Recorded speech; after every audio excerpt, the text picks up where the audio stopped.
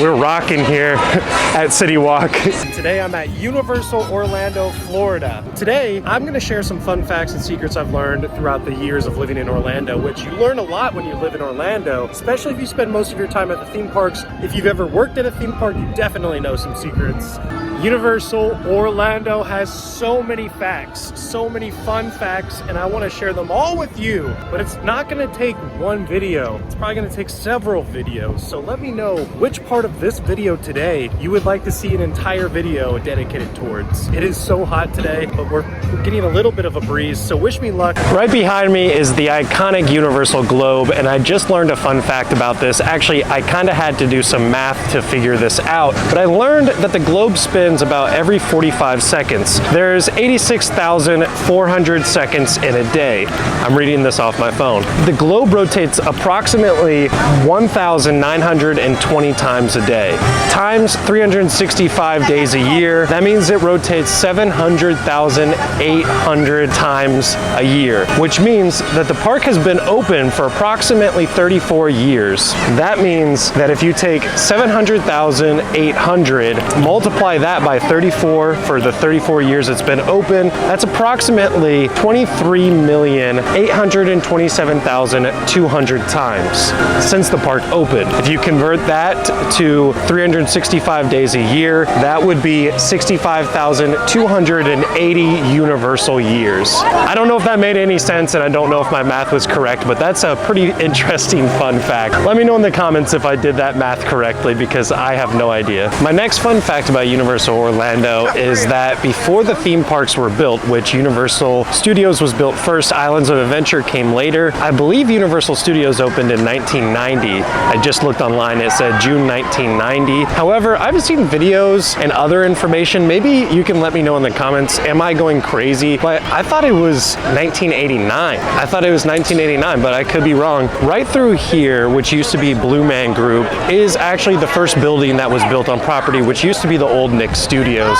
You could see the Rip Ride rocket right here. Right through here is Nick Studios, or the old Nick Studios, which is no longer open.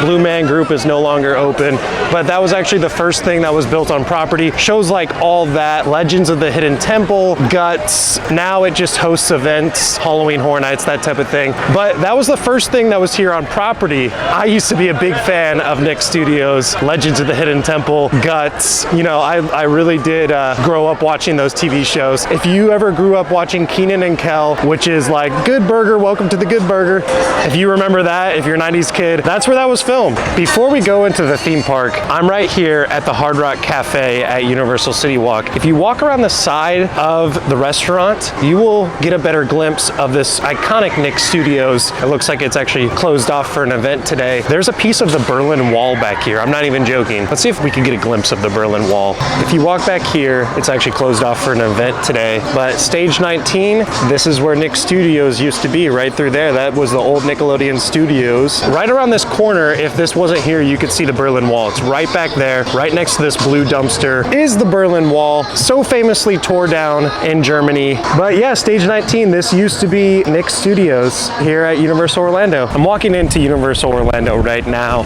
and I think I did the math incorrectly on that, because I believe that the park was only open 33 years, and I said 34 years because I thought it opened in 1989, but I think it was 1990. Let me know in the comments if I'm correct or what I did wrong there. I think I was wrong, but you get the point. I mean, most of this all looks like it did on opening day. Most of these streets, this exterior, it pretty much looks identical to when the park first opened. So not much of this has actually changed, just the interior pretty much. And even that is still pretty similar. Pardon our dust. It looks like they're doing construction and E.T. is closed. There it is, guys. E.T., the last remaining Universal Orlando ride. Original ride, that is.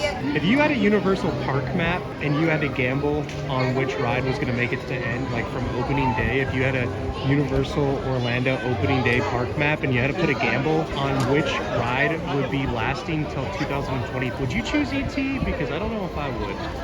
I believe that the reason why this construction wall is up is because they're tearing down the Woody the Woodpecker section that's on the other side of this wall. And E.T. will hopefully still be here after the construction's done, because that would be sad. It's the last remaining Universal Orlando ride. This conniving little guy that sells pizza fries used to have a play zone on the other side of this wall, and it's no more. So this is the last remaining Woody the Woodpecker in Universal Orlando. The last remaining pecker. And he makes some dang good pizza fries. Here at Universal Orlando, you can see the DeLorean time machine used in Back to the Future 3 film. This was actually used in the film, as well as this. You might recognize that if you've ever seen Back to the Future 3. That's Doc's time train that he pulls up at the end of the movie. This is a real prop from Back to the Future 3. Real props from Back to the Future 3 right here, next to Simpsons Land at Universal Orlando, which actually used to be the Back to the Future ride. Right across from Lombard's Landing, there's an Easter egg for a very special defunct Universal ride. Can you guess which ride it is? None other than the iconic Jaws. And you could still take a photo opportunity right here with Jaws himself. The great white Jaws is still at Universal Orlando. Still here, and it's a great photo opportunity. Can you guess where the old ride used to be located at Universal Orlando? Right down the street at what is currently Diagon Alley. The Wizarding World of Harry Potter replaced Jaws. Do you miss Jaws, or would you rather have Gringotts in Diagon Alley? If you come to the bar Chez Alcatraz, right underneath the bar on the wall, she's waving at us, is some Jaws memorabilia. You could still see some Jaws memorabilia right here at the bar. There you go, that's pretty cool. Jaws is still well and alive at Universal Orlando. Well, thank you so much for watching today. Like I said, I'm sorry that my energy seemed a little low because it was so hot. But I hope you enjoyed today's video. If you did, it would help me out so much if you leave me a thumbs up, a like. That would help me out tremendously. I really appreciate your support. And if you haven't, think about subscribing down below. That way we could keep the channel going. And I love making this type of content, and I hope you enjoy it. So thank you so much for watching. Have a wonderful day. Peace.